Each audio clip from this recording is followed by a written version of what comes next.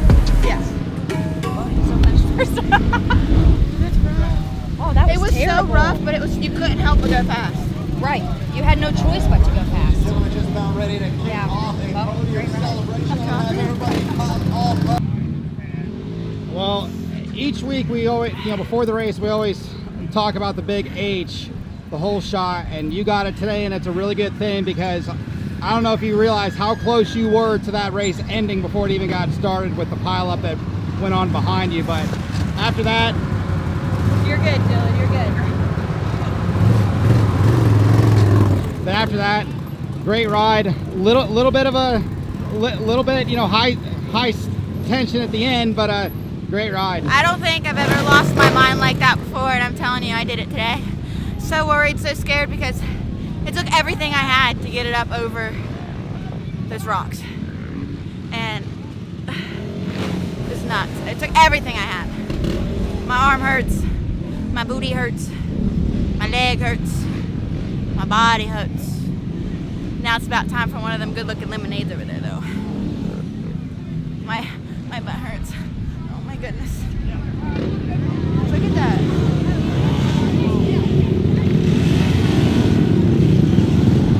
All right, ladies, you know the drill. Hold those trophies up high. And how about it, Dukes? Can I hear you out there? Make some noise for the WXC podium.